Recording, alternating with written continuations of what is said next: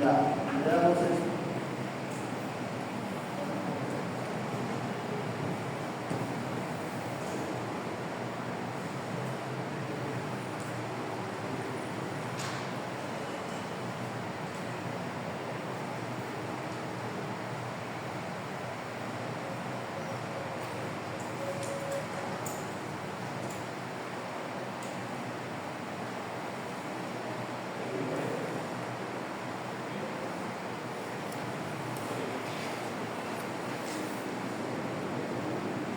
A eso le hacía turca.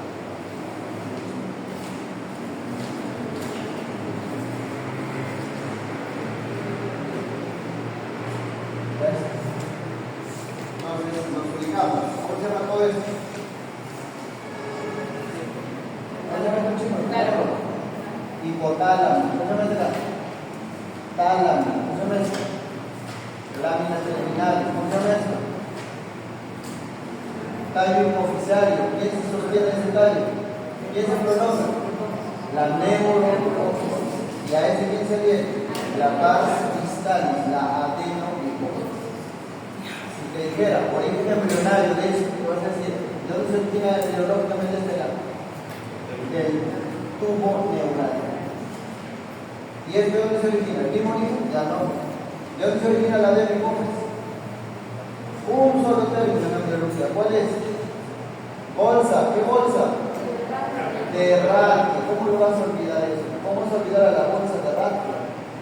Ese es el origen embrionario de la adenocófisis, porque es otro tejido, este es ectodermo superficial.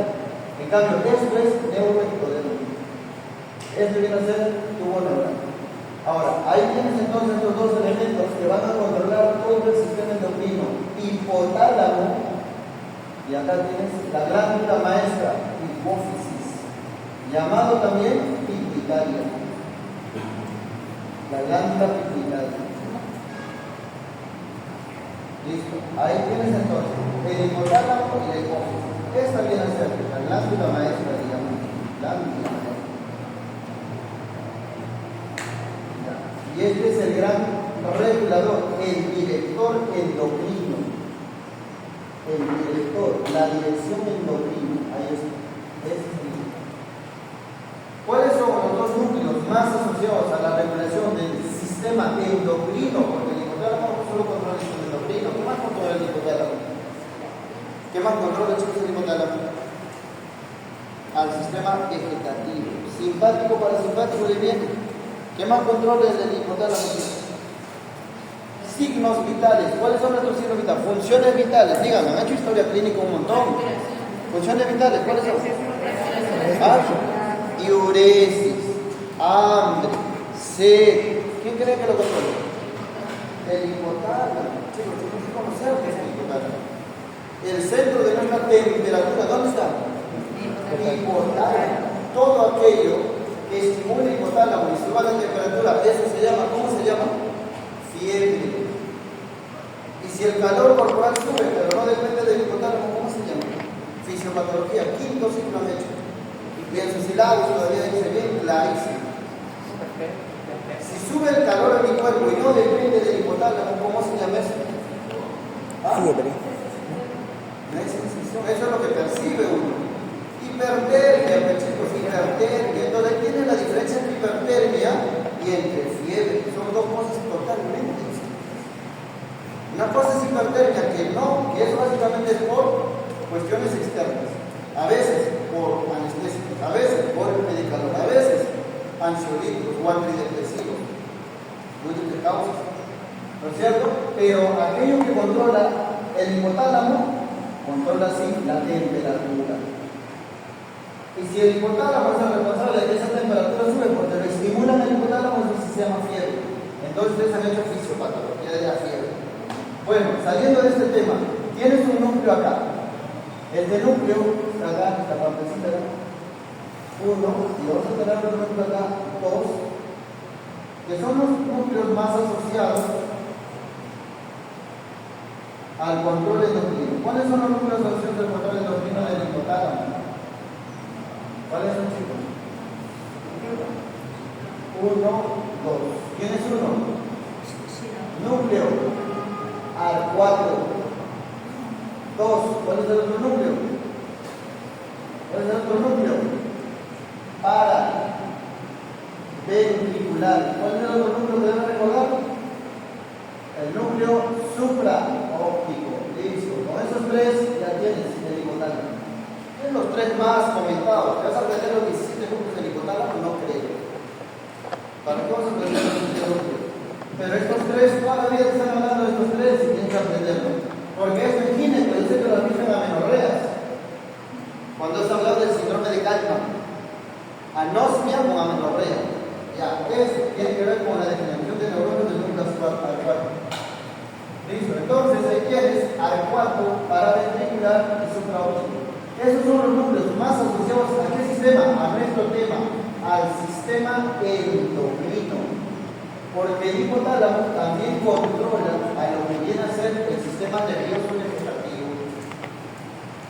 Muy bien, para eso, entonces, el hipotálamo lo que hace, ¿qué cosa es el hipotálamo? ¿Cuál es la función del hipotálamo? ¿Cuál es la función del hipotálamo en la parte endocrina? Dice que es dirigir al sistema endocrino a través del control de la hipófisis. Claro, y para eso ¿qué libera? Factores. ¿Qué factores?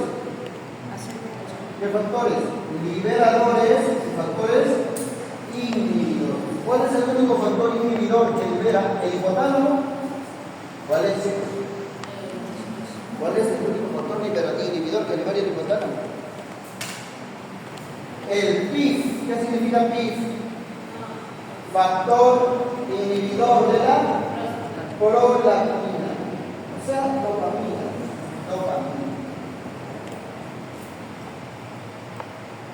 La dopamina inhibe a la secreción de prolactina. ¿Cuáles son los factores liberadores que produce el hipotálamo? ¿Cuáles son los factores liberadores? Entonces, ¿qué hormonas produce la adeno? Eso sería la pregunta. ¿Cuáles son?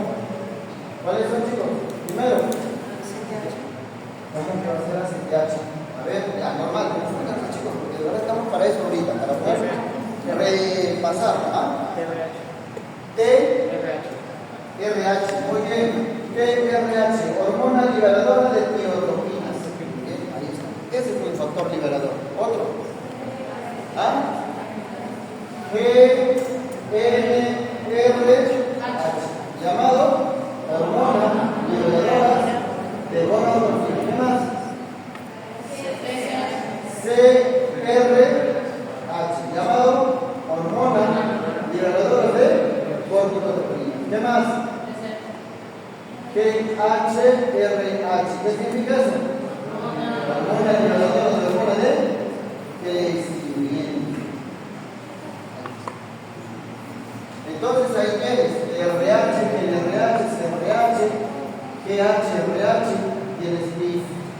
Y por ahí también secretan hormonas puras, ya no factor liberador, sino hormonas. ¿Cuáles son las hormonas que sintetizan el hipotálamo? Propias, hormonas propias ya activas, listas para hacer acción. ¿Cuál es? Y que aumenta sobre todo en el embarazo. Oxitocina. Y la famosa ADH llamada vasopresina. Oxitocina en el núcleo supraóptico, no, paraventricular, y ADH predominantemente en el núcleo supraóptico. Listo, chicos. Ahí tienen entonces esas hormonas que van a estar relacionadas con el hipotálamo. Bueno, nos hablan de que este hipotálamo, de alguna forma en la gestación, tendrá algún efecto importante en la gestación. Bueno, por sobre todo las liberadoras de gonadotrofinas y todo eso podría ir más por ahí. Pero aquí nos interesa la de hipófisis porque Sheehan se asocia a esto. Sheehan no va con hipotálamo, Sheehan va con hipófisis. Entonces, te han enseñado en histología y te han dicho que este hipófisis hay dos grupos de células. ¿Cómo se llama? ¿Cómo se clasifican las células? Las más oscuritas, ¿cómo se llaman? Células acidófilas. Y las más claritas, ¿cómo se llaman? Células basófilas. Así. Tienen las células acidófilas revés. Acidófilas, basófilas. ¿Quiénes las acidófilas? ¿Cuáles son? ¿Cuáles son las células que se comportan como acidófilas? ¿Están acá?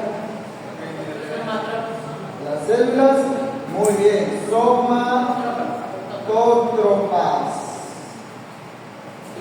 Y las células lactótropas.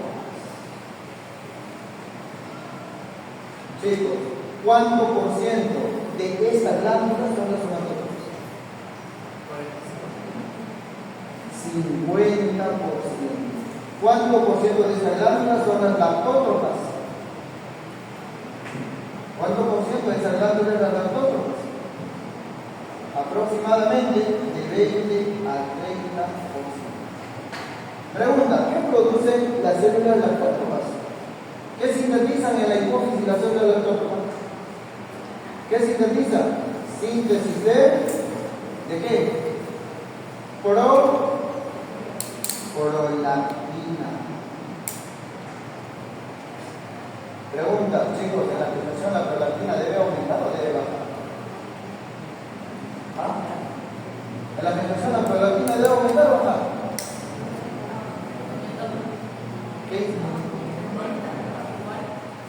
Chicos, ¿de qué se va a nutrir entonces pues ese feto si no va a aumentar esto? ¿De qué se va a nutrir? Díganme ustedes, ¿de qué se va a nutrir? Tiene que aumentar. ¿Saben a cuánto aumenta? ¿A cuánto aumenta esta de acá? ¿A cuánto aumenta? Si es que en condiciones normales, niveles normales, bajísimos de prolactina, en la gestación de 20-30%, ¿a cuánto por ciento aumenta esas células?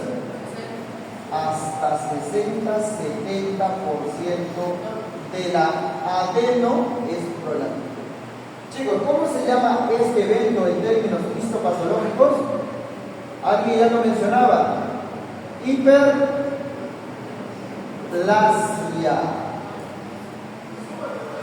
Entonces lo que va a ocurrir en la gestación es una hiperplasia de la adenohipófisis, secundario a la proliferación de las células lactótropas.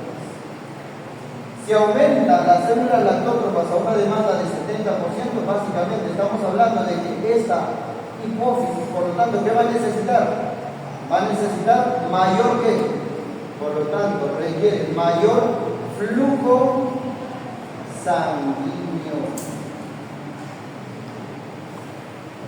¿Para qué es esto? ¿Para qué la prolactina? Para estimular a la glándula mamaria que sintetice leche, porque ni bien nace debe lactar el feto.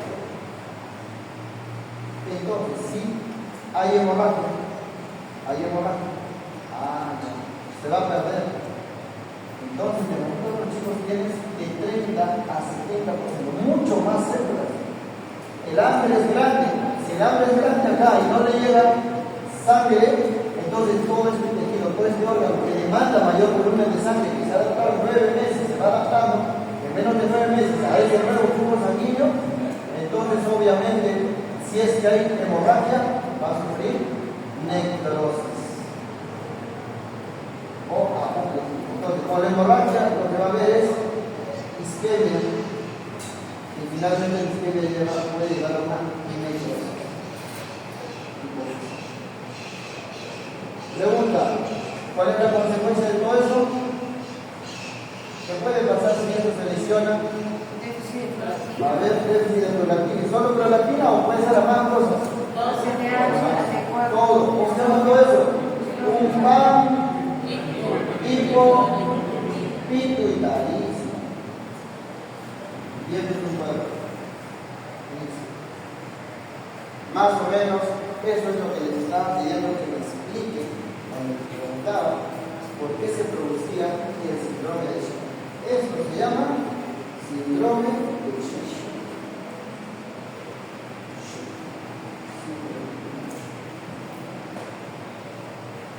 Ya está. Ahí está entonces.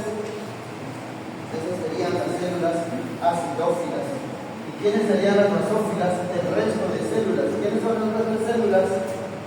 Células hidrotropas. ¿Qué otra célula falta? Célula gonadotropas. ¿Qué más? célula corticoide. Entre todos estos, esto está más, esto va, y esto va. ¿Cuáles son las células más abundantes de la hipófisis en condiciones fisiológicas? Las células de crecimiento, son las células más abundantes. Las células más abundantes de la hipófisis en condiciones fisiológicas ajenas a gestación son las somatótrofas, pero las células más abundantes en la hipófisis en condiciones de embarazo o en estado de embarazo es la lactótrofa. Eso sería. Por lo tanto, el órgano afectado en el síndrome de Chino va a ser la hipófisis. Es la hipófisis.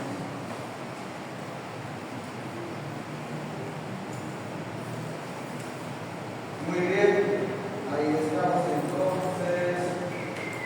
Hipotálamo, sería hipófisis quedando en la mamaria, hipófisis terminal y tiroides. No va. Sería entonces con hipófisis.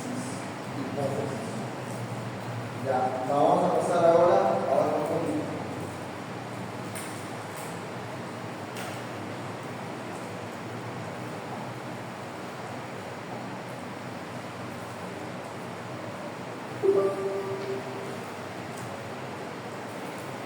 muy bien, pasamos entonces a esto. A ver la pregunta 2. La pregunta 2.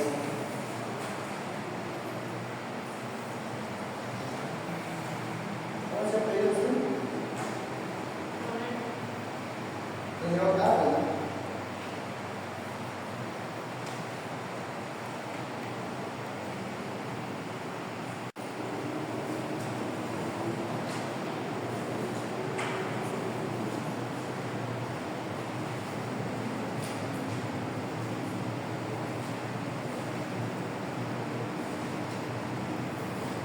Respecto a la síntesis, metabolismo de hormonas, teoría, No es la misma. Ya, a ver, por la pregunta 2, ¿qué tal?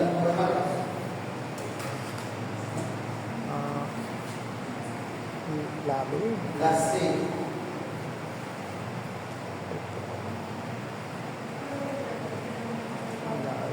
Ah. En la secreción de los hormonas tiroides. ¿Todo de acuerdo, chicos?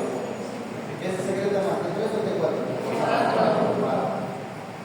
Y luego ese T4 se convierte ya ¿dónde? En el enlace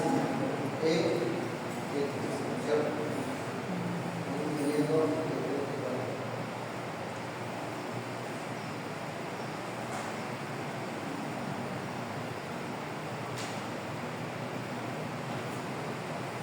¿Qué significa NIS? A ver.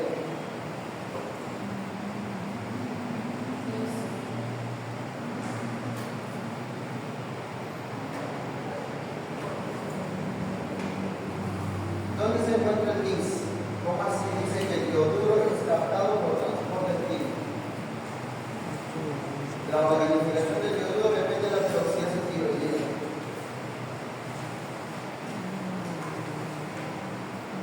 La T4 tiene mayor vida media que la T3. ¿Cuánto es el tiempo de vida media de la T4? ¿Ah? 7 días. Bien, y de la T3. ¿Ah? 3 días. 18 a 24 horas. Entonces, ¿quién tiene más vida media? El T4. Por eso. O sea, hasta una semana puede estar en el plástico. Por eso el T4 representa la reserva de la hormona tiroidea. Ya tenemos ese dato. T4 es la reserva de la hormona tiroidea. Y T3 ¿qué es? La forma activa de la hormona tiroidea por excelencia. Ahora, nos hablan del NIS. ¿Qué es el NIS? ¿Alguien quiere hablar del NIS? ¿Dónde se localiza? Solo populares. NIS, ya. ¿Qué es el transportador de pendrina? Porque son dos cosas de estos en la hormona de la glándula tiroidea. A ver. ¿Algo?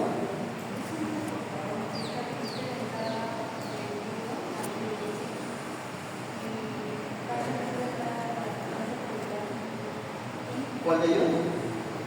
¿El otro qué? Claro, muy bien. Entonces, esta pregunta, más o menos, había orientado ya hablando de tiroides a lo siguiente. A ver, vamos a ver.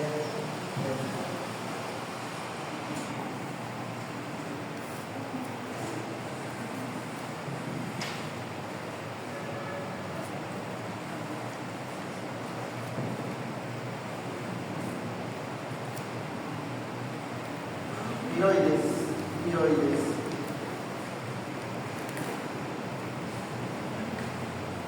Chicos, el electrolito más importante para la vida del cuerpo. Yodo. Antes de la sal yodada, bocio por todos lados. No había yodo. Y de ahí que dijeron sal yodada. Todo lo que está en el mundo es yodado. Entonces, el yodo. Muy bien, ahí está el yodo. Pero este yodo aquí está como yodo negativo. ¿Cómo se llama este acá? Así como está, ¿cómo se llama? ¿Cómo se denomina eso? Este se llama yoduro. Ese es el yoduro. Entonces, lo ingerimos desde la dieta. Y de acá de la sangre, va a llegar por la sangre el yoduro. Y entonces el yoduro tiene que ingresar ¿a dónde? Al tiroidocito. Entonces aquí está este tiroidocito. Que la luz, de eso, que viene a ser un folículo tiroideo, porque esa es su unidad estructural. En la luz de este folículo tiroideo, vamos a encontrar al otro componente llamado, ¿cómo se llama esta cosa que está acá? El coloide, ¿cómo se llama? Tiroglobulina. Esta es la tiroglobulina. La glándula tiroides es la única glándula que tiene su secreción, su producto en la luz. Después, todito del cuerpo humano, normalmente lo sintetizan en citoplasma, en cualquier lado, pero no fuera de la célula. Y si esto es así, entonces significa que para poder transportar e incluir la materia prima para la formación de la hormona tiroidea, la materia prima, ¿qué es la materia prima? Lo que voy a necesitar para poder formar tiroxina, porque las hormonas tiroideas son T3, T4, T3, diodo, tironina, tironina, T4, tiroxina. ¿Qué necesito para formar esto de acá? Materia prima. Primero, yodo. Segundo, ¿qué más aparte de yodo? ¿Ah? Sodio. No. Materia prima que va a formar parte de eso. Aminoácidos, pues, ¿qué aminoácido? ¿Ah? Tironina. Aminoácidos, chicos, bases 3. ¿Cuántos aminoácidos tenemos en el cuerpo humano? 23. ¿Cuántos aminoácidos tenemos en el cuerpo humano que forman todas nuestras proteínas? Hoy en día 21, antes 20. Eso es un ciclo de base cuando llevaron era 20. Son 21. Me adelanté por 2. Entonces, ¿qué aminoácido es el que origina y sirve de precursor a las hormonas tiroideas? La L-tirosina.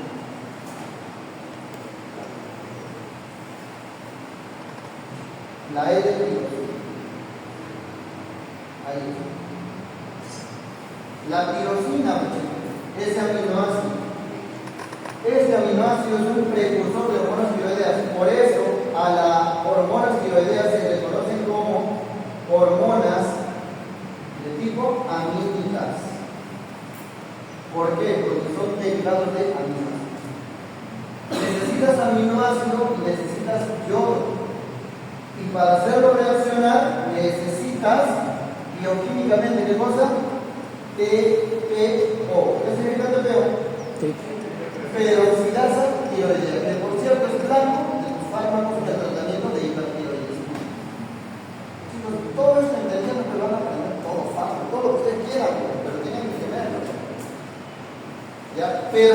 grasa tiroidea, ¿qué enzima debo acordarme del tiroides? ¿Todo? Nada, solo te veo más reacciones, 4 o 5 reacciones, pues ¿qué veo? Porque tengo esto, estoy en todo. Entonces, L-tirosina y yoduro. Entonces, este yoduro debe entrar acá.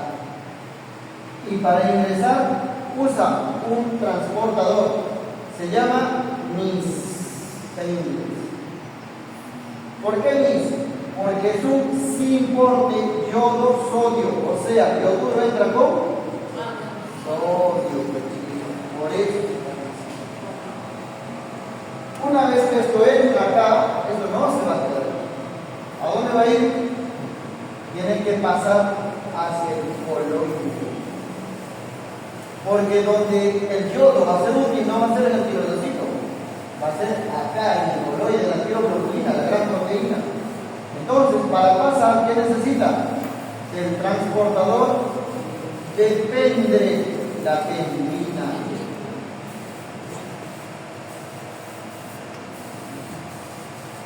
Y es acá entonces donde este yoduro al entrar, ¿qué tiene que hacer primero? Organificarse. ¿Qué significa organificarse? El yoduro convertirse en yodo oxidado. Y para que se organifique tienes entonces al TPO, la organificación del yodo. Y una vez que el yodo se ha organificado, ahora sí se puede acoplar y formar ¿qué cosa? Monoyodo, diyodo, triyodo, porque de ahí va a salir el triyodo y el tetrayodo o la llamada tiroxina.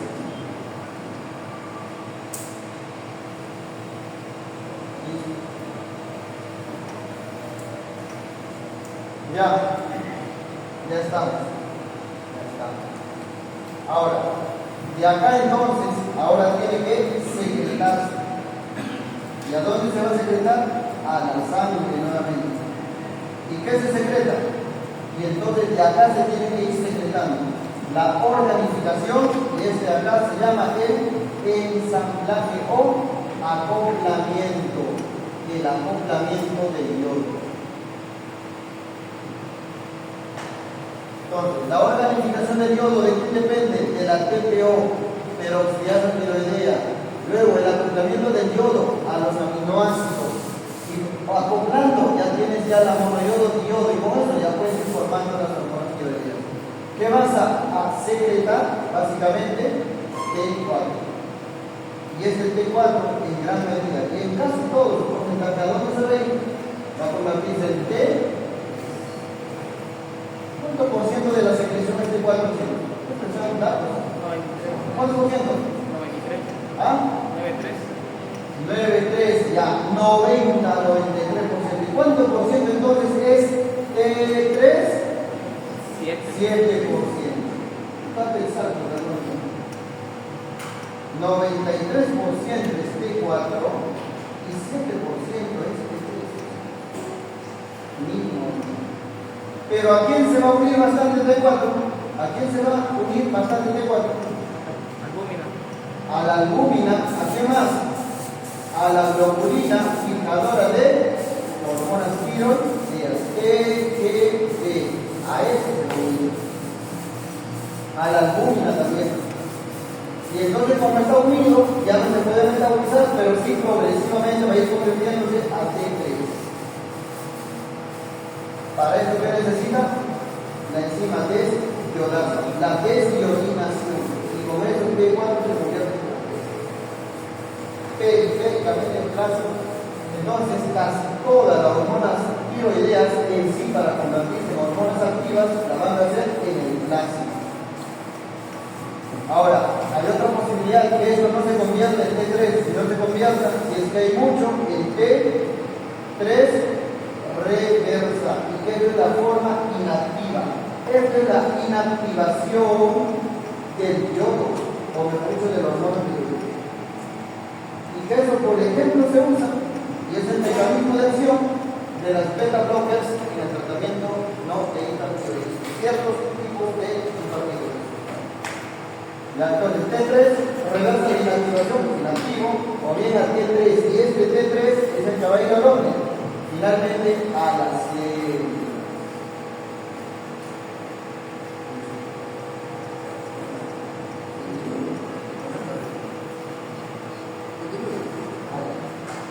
Entonces, ahí tienen la T3. Ahora, ingresa la T3. ¿Cuál es el sitio de acción de la T3? ¿Dónde actúa? En un receptor de membrana, en un receptor citosólico o en un receptor nuclear. ¿Dónde actúa?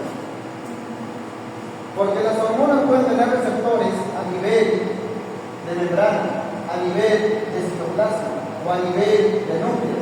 Y la T3, ciertamente, la T3 actúa a nivel nuclear. Ahí va a ir la T3. Y con eso, ¿qué va a hacer? ¿Cuál es la función? ¿Cuál es la función de las hormonas tiroideas en el cuerpo humano? ¿Cuál es la función de la tiroides? Regular. ¿Qué va a regular? El metabolismo basal del cuerpo. Acelera todo, activa todo, acelera todo, activa todo. Claro pues, porque la T3 es una hormona potente, es una hormona muy activa, mucho más que la T4. Tiene, en la bibliografía es igual, la T3 tiene hasta 3 veces mayor afinidad por este receptor que T4. Es más afín, se une más al receptor. ¿Qué implica aumentar el metabolismo basal? Regular la función cardíaca, regular el metabolismo de los carbohidratos, lípidos, proteínas. ¿Qué más? La producción del calor. Listo. Ya. Entonces, el corazón, el cerebro, el pulmón, en el hígado, chicos, en todo, básicamente la tiroides va a regular el metabolismo basal. Muy bien. Ya está. Entonces, creo que eso es lo que estaba preguntando. Entonces nos dicen por acá, a ver, el yoduro es captado por el transporte NIS, eso es correcto. Sí, el yoduro es captado por el transporte NIS. La organificación del yoduro depende de la peroxidasa tiroidea, TPO. Sí, también la TPO es la que organifica ese yoduro. La secreción tiroidea es predominante T3, T4. Vimos, lo han dicho, 93 se secreta T3, T4, 93 T4 y 100% T3. ¿Y de dónde viene todo esto? No del tiroides, sino viene desde la tiroglobulina, claro, que pasa por el tiroides y se secreta a la sangre. ¿Qué más? Dice, el T4 tiene mayor vida media que la T3. ¿Cuánto es la vida media? ¿Quedó claro? 7, T4 y 18, 24 horas la T3. Entonces es más. A ver chicos, a partir de esto, si yo quisiera tratar hipotiroidismo, a ver, pensemos, analicemos a partir de esta simple teoría. Si yo quisiera tratar un hipotiroidismo, ¿qué le daría a un paciente? ¿Qué le darías? ¿T3 o T4? T3. No. ¿Qué te gustaría darle a ese paciente? ¿T3 o T4? Yo soy un T4. ¿Por qué?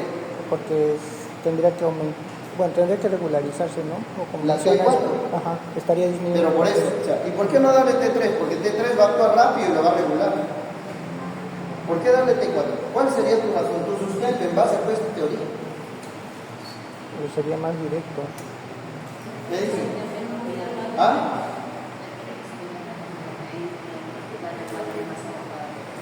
Ya, entonces por la vida media sería. Chicos, por eso es que cuando tú das un tratamiento de hipotiroidismo, no es que un día regulaste la función tiroidea. Eso tarda. ¿Por qué? Porque lo que se busca, y el endocrinólogo lo que busca es darle lo fisiológico, aquello que le falta. ¿Y qué es lo más fisiológico? ¿T3 o T4? T4, ¿y cómo se llama el fármaco de elección de tratamiento de hipotiroidismo? ¿Cómo se llama? Levotiroxina. ¿Y qué es levotiroxina? T4, chicos, es lo mismo que T4. La levotiroxina es T4. Le estás dando T4. Entonces, ¿qué implica? Que va a ingresar a la sangre, se va a unir a las proteínas fijadoras de hormonas tiroideas, a la albúmina, y con eso va a ir regulando progresivamente esa función tiroidea. Eso es lo que va a pasar. El fármaco de elección en hipotiroidismo congénito, en el hipotiroidismo del adulto, en todo es levotiroxina. El contrafisiológico es bastante fisiológico. Muy bien, entonces ahí estamos. La globulina fijadora de hormonas tiroideas es principal proteína de transporte de la hormona tiroidea. Eso es correcto, ¿no? La TBG es la principal proteína, porque hay hasta 3 proteínas que fijan la hormona tiroidea. ¿Cuáles son? la albúmina, la prealbúmina y la globulina fijadora de la hormona tiroidea. A la prealbúmina la llaman transtiratina, esa es la hormona, o la proteína tiroidea. 3 transportadores de hormonas tiroideas en sangre. ¿Claro? Muy bien, chicos, con eso entonces ya tienen resuelto esa pregunta.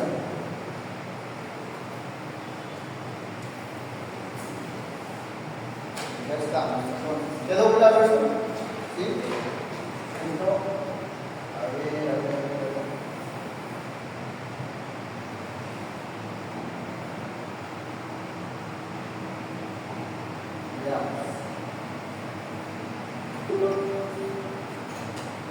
Pasamos, donde ingresa el recuerdo por cansancio, sequedad de piel, caída de cabello y aumento de peso, sospechoso tiroidismo primario. ¿Cuál de los siguientes hallazgos confirma el diagnóstico? A ver, Carreño. ¿Carreño? No. Sería TSH elevada y T4 baja. ¿T4? ¿Cómo explicas eso? ¿Cómo explicas eso? A ver. ¿Cómo lo explicas? Como dice el primario, la causa está arriba, ¿no? En el hipotálamo. Y eso va a seguir produciendo. Disculpe, la causa está abajo, que diga. Y ¿Dónde? En la glándula. En la glándula. ¿Ya? En la glándula. Y bueno, nuestro cuerpo va a necesitar más 3, 4, como está abajo, va a necesitar, ¿no? Va a hacer como compensaciones aumentando para que produzca más TS4. No, TSH, que diga. Por eso aumenta. Muy bien, entonces chicos, esto es cuestión de eje. Entonces en el endocrino hay ciertos órganos que van a tener eje, pues no. Y nuevamente regresamos a este simple esquema.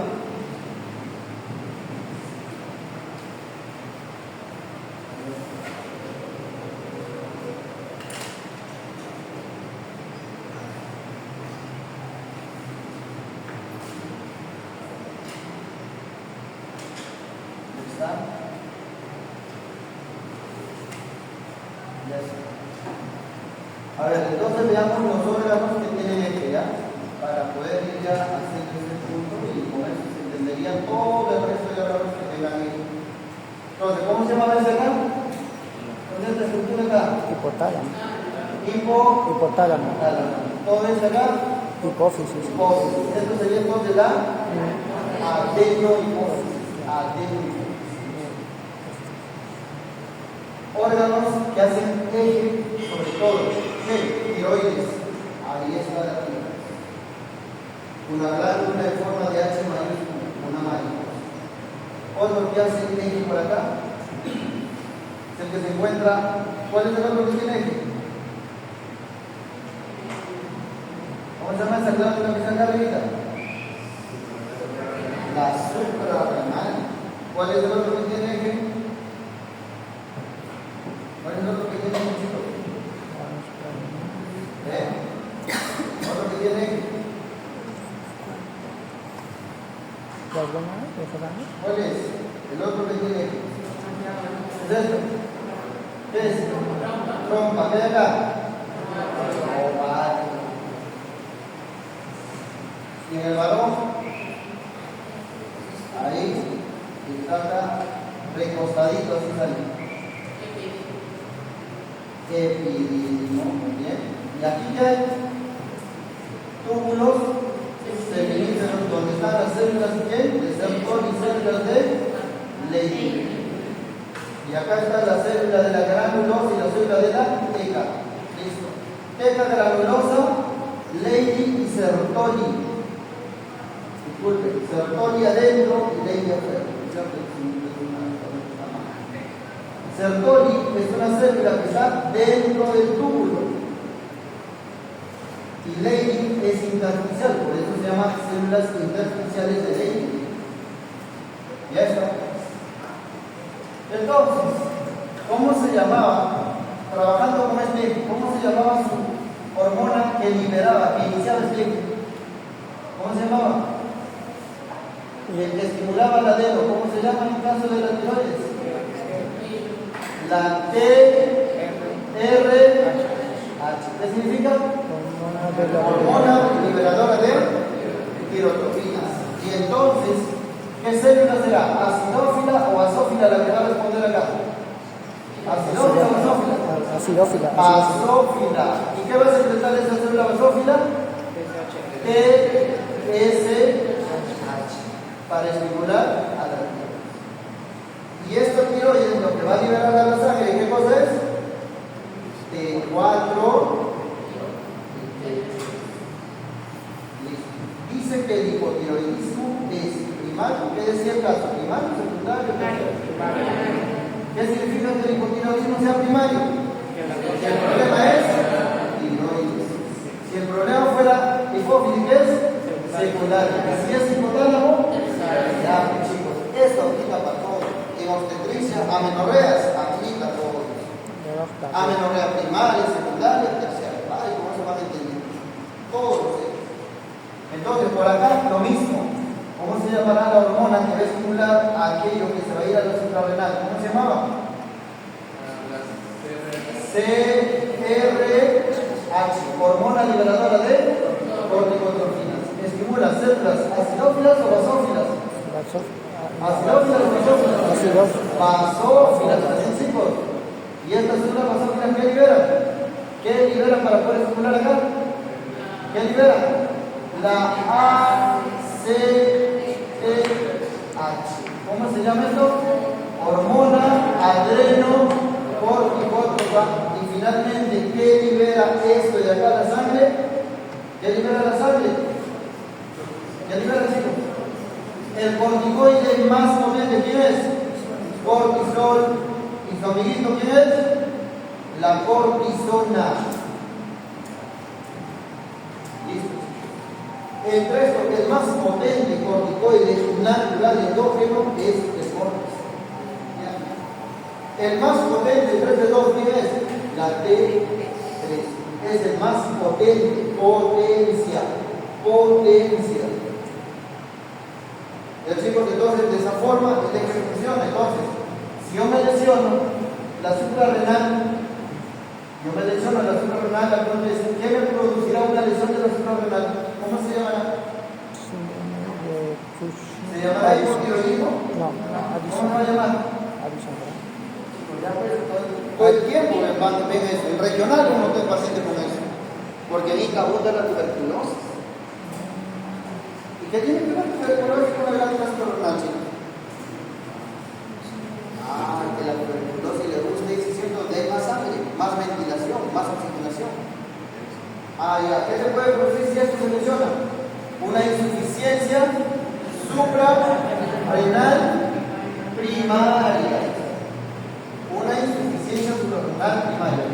Y que, por cierto, en nuestra ciudad la causa más frecuente que es adrenalitis o tuberculosis. Adrenalitis o tuberculosis. TBC, pues chicos, adrenalitis le dan los europeos, porque este causa autoinmune. A nosotros nos da infección por tuberculosis. Y en el regional había pacientes que están en la parte de aislamiento que están haciendo insuficiencia renal. Esto es más bonito cuando es por TV. ¿Cómo le llaman? Enfermedad de Addison. ¿Qué es Addison? Una insuficiencia suprarrenal primaria. Muy bien, entonces con eso ya tiene ese, y por último, a estos dos puntos, tienes igual la estimulación de esta ahora hacia lo que viene a ser la de célula acidófila o basófila que se estimula. Acidófila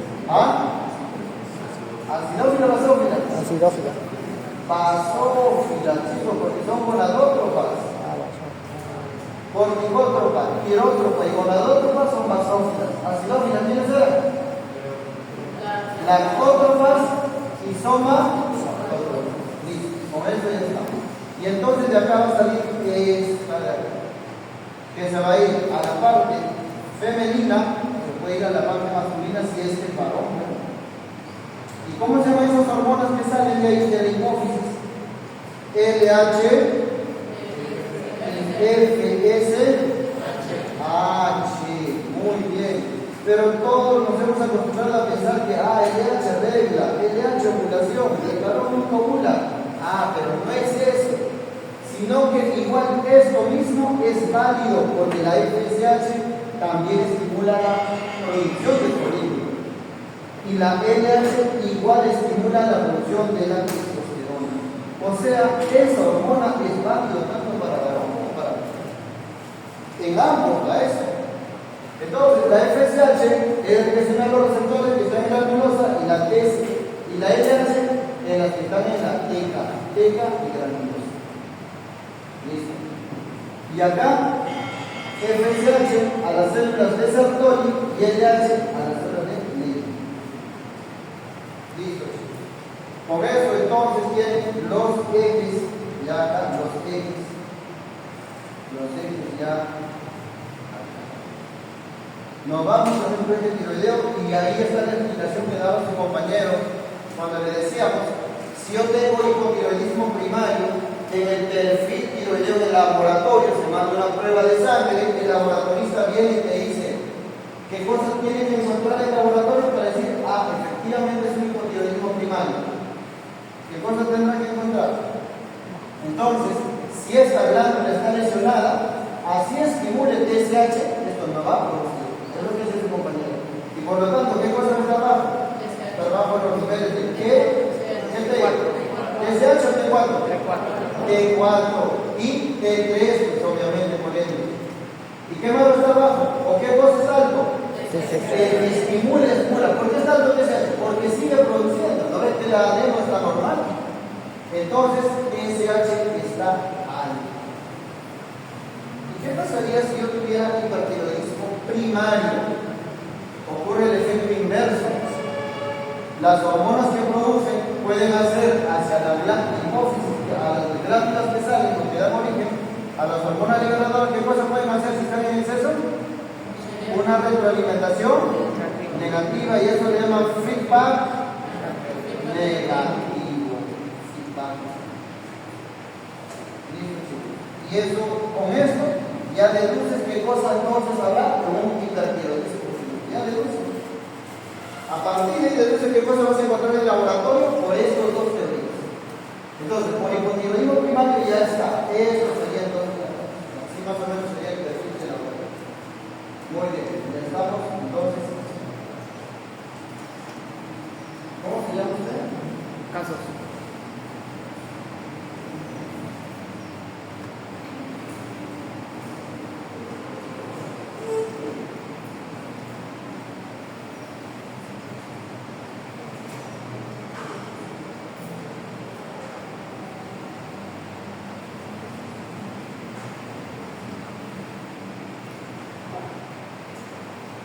Muy bien, ya estamos.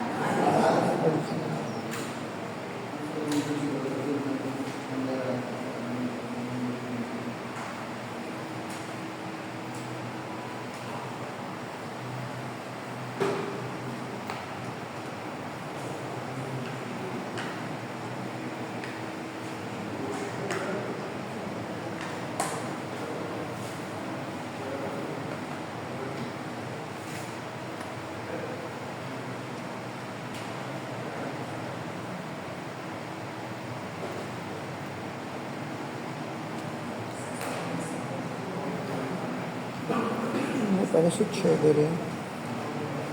Habilidad, pérdida de peso, la exploración médica revela hipotensión arterial, diario de hiperpigmentación cutánea, de laboratorio muestra hiponatremia. ¿Cuál es el diagnóstico más probable?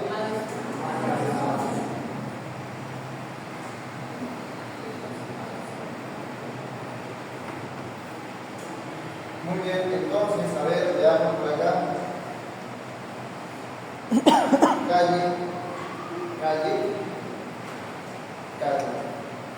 Calle. ¿Por qué Madison hay hipopigmentación? O hiperpigmentación es hiperpigmentación, ¿no? ¿Por qué hiperpigmentación?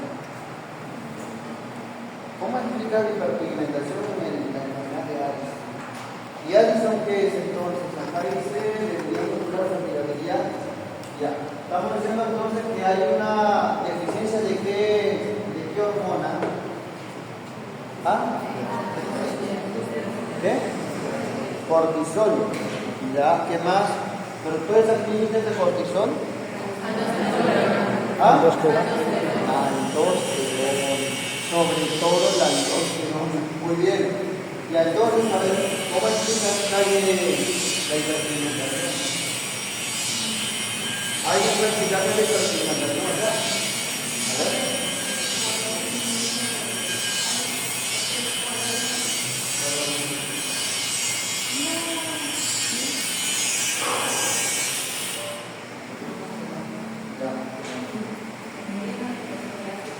¿Cómo?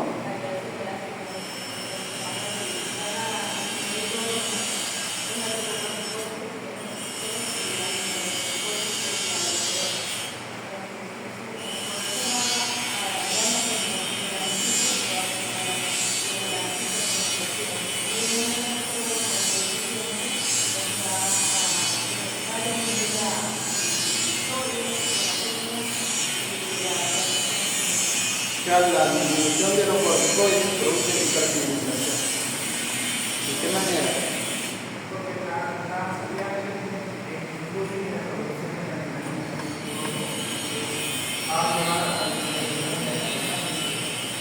Ya.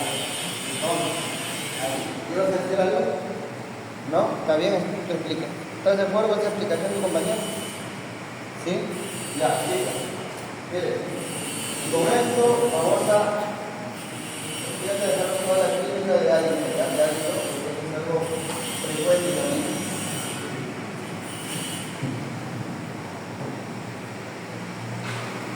A ver.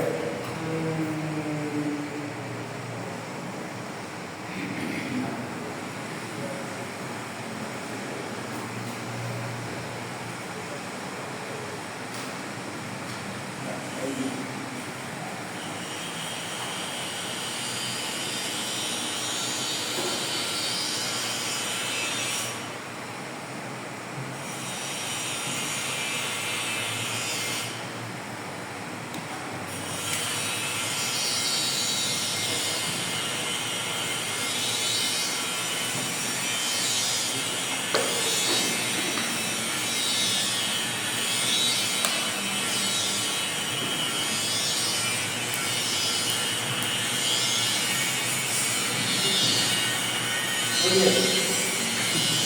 Aquí está, como inicio. Ya. Hipotalámico.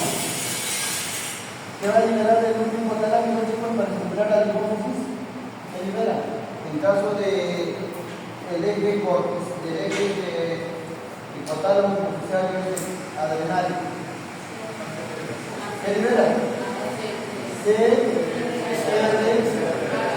Muy bien,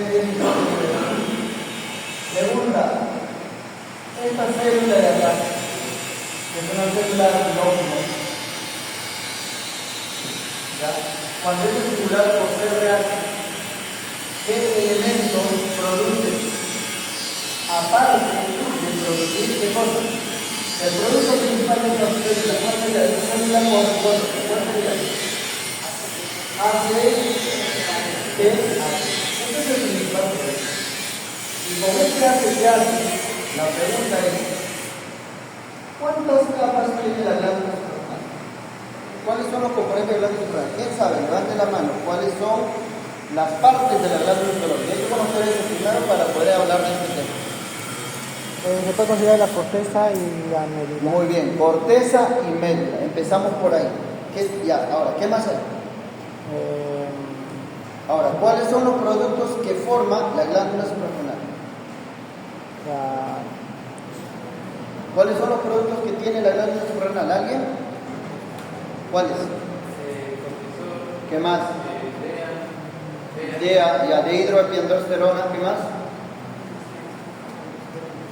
Y aldosterona. Muy bien. Aldosterona, DEA y cortisol. Esas tres cosas. Pero esas tres cosas tienen que ir ordenadas acá. ¿Por qué? Porque esta parte sería la parte medular. A ver, vamos a colocarlo como esto para así. Voy a esperar acá. Ya empieza el riñón y está su glándula suprarrenal. Médula y todo esto es corteza. La corteza va a tener una zona. ¿Cuál es la primera zona que tiene? ¿Ah? La zona glomerular. ¿Qué le sigue? La zona fascicular. ¿Qué más sigue? ¿Qué produce la zona glomerular? Mineralocorticoide. Y eso es aldosterona. Fascicular, corticoides. Glucocorticoides se llama. Glucocorticoides porque interviene en la regulación de la glucosa. Y reticular, andrógenos. Pero cuyo precursor del andrógeno, ¿quién es? Deshidroepiandrosterona. Ese es el precursor de los andrógenos. Muy bien, entonces, ¿quién es acá? La aldosterona. El punto de estas tres partes, ¿cuál es la zona más estimulada por la ACTH? ¿Cuál es la zona más estimulada por la ACTH? ¿Ah? ¿Cuál? ¿Cuál? ¿Reticular, fascicular o glomerular? Sí, glomerular. Fascicular, chicos. Este es el principal. O sea, el eje en sí, CRH, ACTH y corticoide. O sea, suprarrenal es para producir básicamente cortisol y cortisona. Entonces, eso sería el componente, como se dice, si estuvieran muchas hormonas, corticosteroideas, ¿cómo se llamaría eso? Síndrome de Cushing. Mucho corticoide Cushing. Cushing tendría que ver con esta parte. Pero dice que ahora lo que ha pasado es que la suprarrenal está fallando.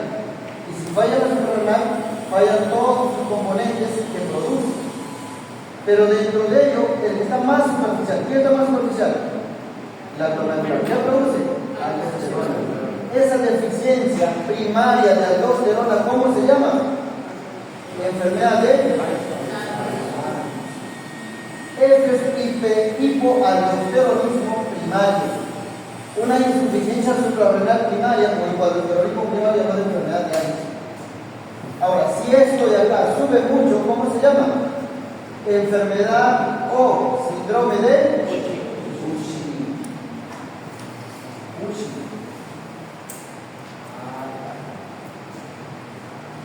Muy bien, y esto de acá pusiera en otro contexto de enfermedades relacionadas con la síndrome adrenogenital y todo eso. ¿Y en la médula qué hay? ¿Qué hay en la médula? ¿Ah? Catecolaminas. ¿Qué catecolaminas? Sobre todo adrenalina y noradrenalina. Y que si está muy hiperfuncionante se llama feo. Si hay un tumor, ¿cómo se llama? Feo. Cromocitoma. Está toda la suprarrenal. La patología que vas a ver en los bancos, en la salud recitado, ¿qué es? Cushing, Addison, entre los tres, esos dos primeros. Todo el tiempo preguntan eso, chicos. En los exámenes nacionales todo el tiempo vas a ver casos de Cushing, Addison, Cushing, Addison, Cushing, Addison. Entonces, ya, hay que orientarlo. Ya, hay que orientarlo eso.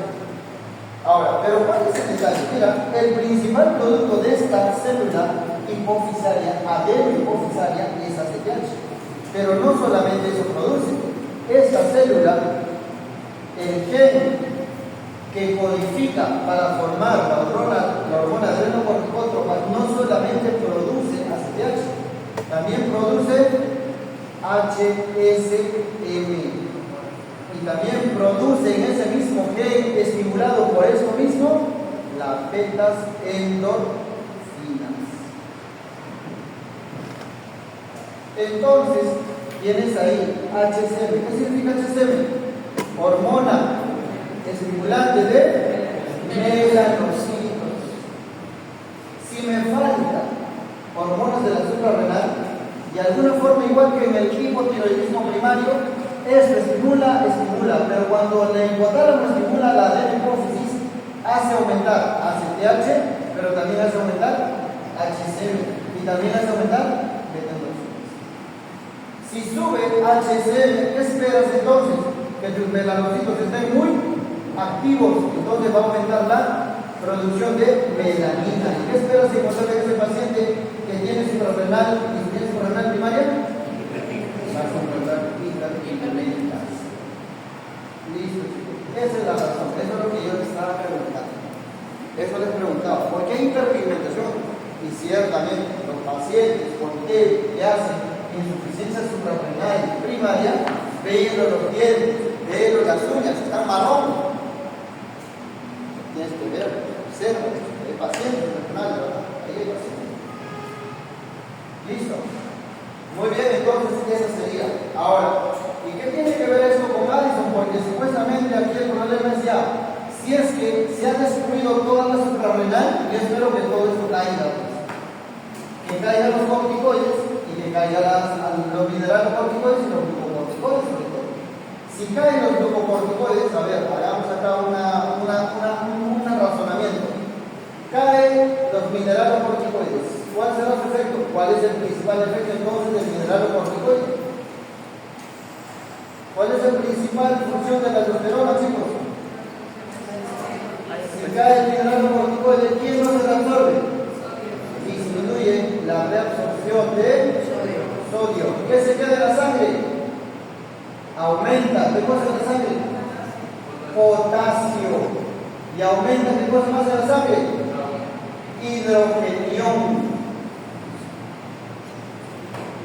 Entonces, con esto estás deduciendo que si yo tengo Addison o tengo disminución o insuficiencia suprarrenal primaria en general, en mi cuadro yo puedo tener hiponatremia, hipercalemia y acidosis metabólica. ¿Y qué representan esos casos?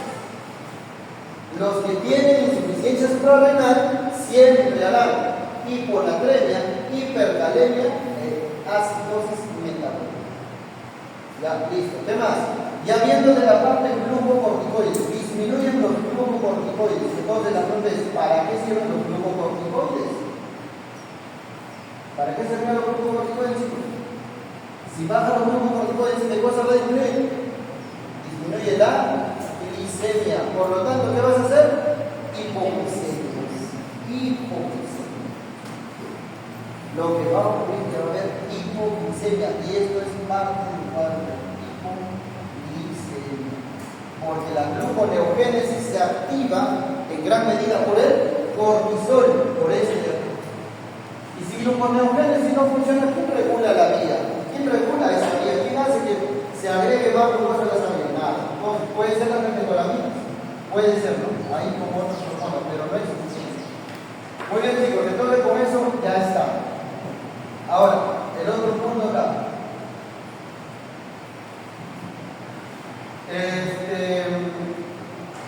Si hay insuficiencia suprarrenal, estamos diciendo entonces que cae el sodio. Muy bien. Si cae el sodio por insuficiencia suprarrenal primaria, lo vamos a ver acá. ¿Dónde actúa, chicos, la aldosterona? Y eso está en las preguntas del banco de Néstor. ¿Dónde actúa la aldosterona? Sitio de acción de la aldosterona. Para poder entender toda esa clínica, ¿dónde? Lugar de acción de la aldosterona. ¿Dónde, chicos? ¿Sí? Solo ahí. El principal sitio de acción. Tubo colector. Principal sitio de acción. Túbulo contorneado. lado distal y tienes el tubo colector. Y ves el tubo colector, hay dos tipos de células. ¿Cuáles son? Las células principales. ¿Y cuál es el otro? Y las células intercaladas. Intercaladas hay todavía alfa, beta, bueno, ya está. Entonces, estas células principales que están en el tubo colector sirven de sitio donde van a actuar la aldosterona. ¿Cuál es el detalle con esto de acá? Es que la aldosterona en estas células lo que va a tener es informar cuando la aldosterona actúa, porque también actúa como una hormona esteroidea, y va a actuar por lo tanto dentro de la misma célula y va a transcribir. ¿Para qué? Para la formación de unos canales conocidos como ENAC. Esos son los canales ENAC. Son canales epiteliales de sodio. Eso es lo que hace la aldosterona, proliferar esos transportadores. ¿Para qué? Para que de la luz del túbulo regrese. ¿Quién va a regresar? Sodio. ¿Qué les ha dicho los maestros de la UCI? A donde se va el sodio, ¿quién se va?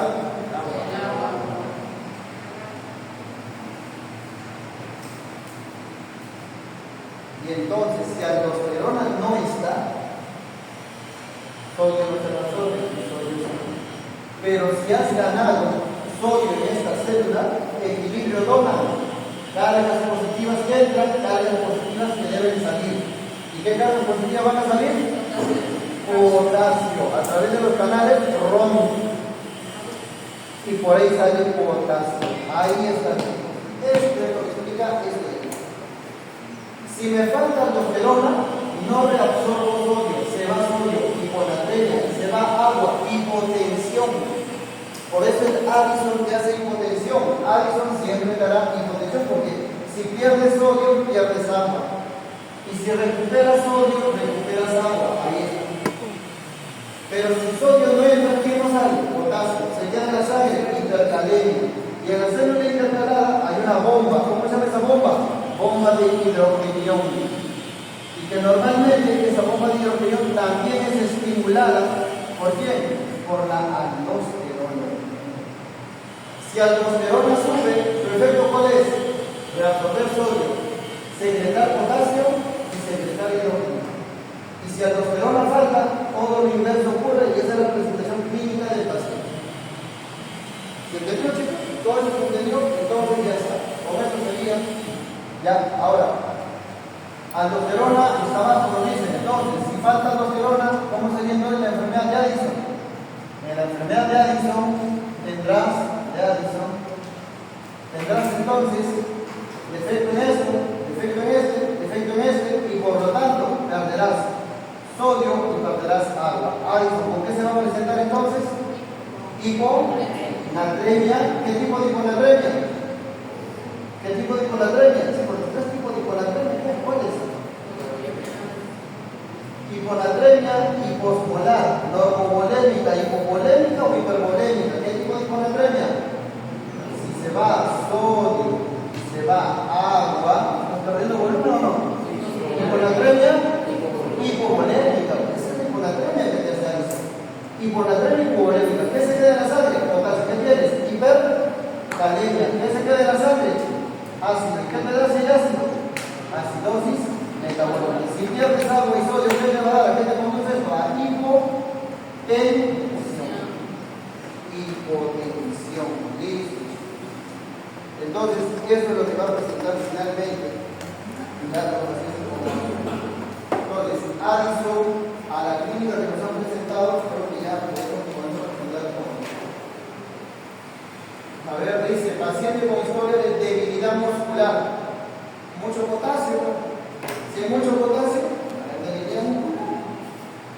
¿Qué más? Fatigabilidad y pérdida de peso. Pérdida de peso. La pérdida de peso se da por los corticoides, glucocorticoides. Si hay hipoglicemia, glucosa baja, la gente va a llevar a pérdida de lo que es masa grasa. A la exploración clínica revela hipotensión arterial. Ya entendemos ahora sí por qué la hipotensión arterial, ¿sí? Porque si hay insuficiencia suprarrenal, ya saben por qué, donde se ve el sodio área de hiperpigmentación. Ya sabes por qué la hiperpigmentación cutánea. Es una estimulación desde el hipotálamo al hipófisis y producción excesiva de HCM. Y el laboratorio muestra hiponatremia. ¿Cuál es el diagnóstico más probable? Alzheimer. Eso sería el diagnóstico. ¿Por qué no hipotiroidismo? Muy bien, entonces ya te doy el final. Ahí quedaría.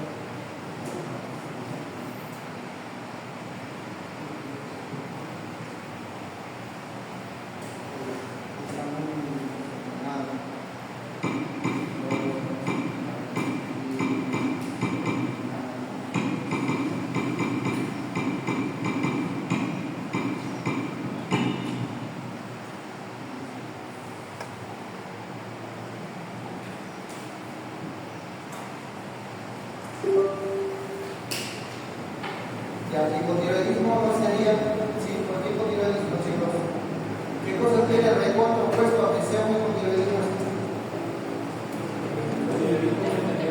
¿Ah? Claro, hay obesidad. Espérate. El hipotiroidismo más bien sube, pese a gana peso. Deberíamos buscar la tiroideoción clínica médico de su material. Entonces no sería hipoparatiroidismo. ¿A qué se relaciona hipoparatiroidismo? A ver, Chinchay Cancho. ¿Cómo se presentaría el hipoparatiroidismo?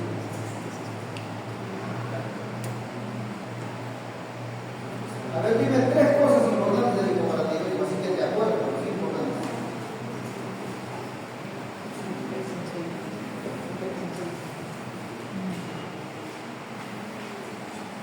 ¿Para qué sirve la paratiroides?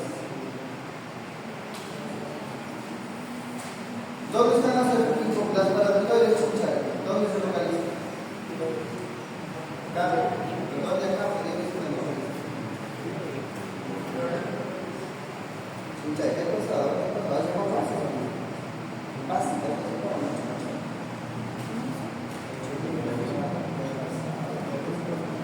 Mendoza Violeta, ¿qué es Mendoza Violeta?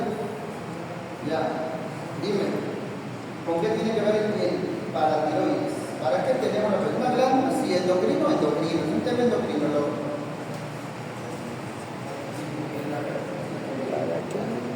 ¿Qué regula la paratiroides? Niveles de. ¿Cuánto es el valor normal de calcio en sangre? ¿Cuánto es el valor normal de calcio en sangre? ¿Alguien sabe cuánto es el valor normal de calcio en sangre? 8.5 a 10.5. Ese es el valor normal. Entonces, es necesario calcio para muchas cosas de calcio. Entonces, en el hipoparatiroidismo, de hecho, le vas a presentar qué cosa. Hipocalcemia. ¿Qué hipocalcemia? Dos signos clásicos que hay en hipocalcemia. ¿Cuáles son? Clásicos, ¿no? Esa que el otro con Chopsteck-Nitroxial positivo y espasmodado de la. Listo, chicos. En su casito le pone Chopsteck-Nitroxial positivo. Vas a pensar en calcio. ¿Cuál es el nombre? ¿Chof qué es? Creo que sí. ¿Chof qué es? Algo así. Gutiérrez.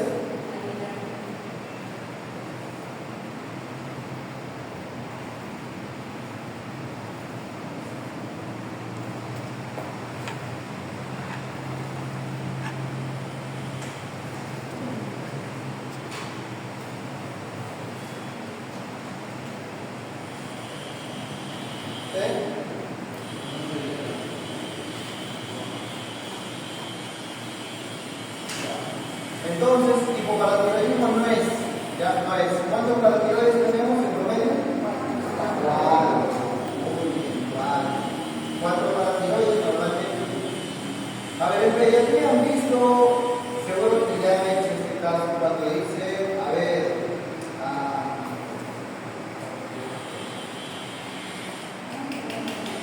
niños que nacen con hipocalcemia.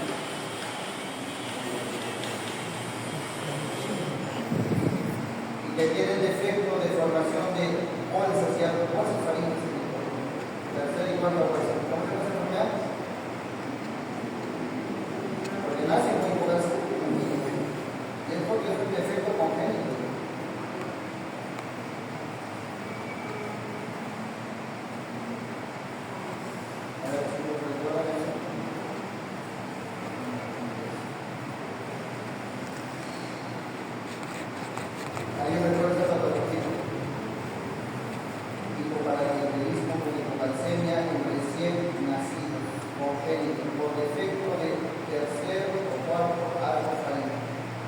todavía no tiene timo, porque el timo y la paratiroides tienen el mismo punto.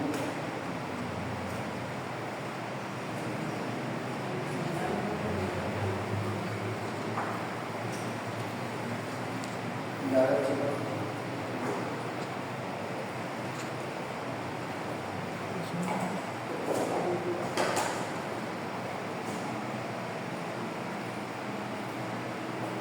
¿Alguien? ¿Alguien? ¿Ah? ¿Cómo? Enfermedades de Dios. Guillot. Es un guillot. Es un niño que nace con hipotiroidismo, no hipoparatiroidismo, y que constantemente su mente hace infecciones a repetición porque no tiene su timo. Y el timo, que nos sirve para poder defendernos hasta los 18 años. A la hipotiroidismo, presente hipotensión y por eso del tiempo. Eso tiene que ser justamente el guillot. Bueno, Cushing no es, bueno, porque Cushing más bien está elevado. Ya Cushing más bien está aumentado. Muy bien. Siguiente pregunta, 4. Vamos a ver el 4. El de sus reyes. Ya, el de sus reyes. A ver, vamos a ver el de sus reyes. ¿Cómo se entiende? ¿Ah? No. Adenohipófisis. El de sus reyes, a ver, el sistema pórtico oficial es responsable del transporte de neuropéptidos liberadores que controlan la función endocrina de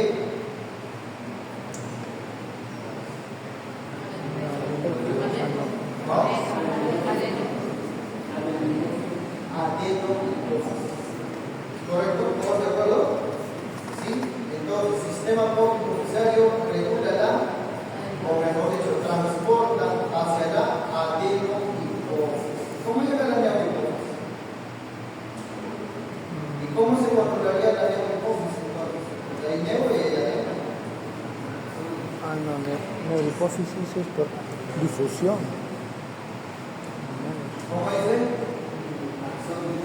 Muy bien. Es transporte axonal. A la neurohipófisis, las hormonas del hipotálamo llegan por axones y al adeno llegan por vasos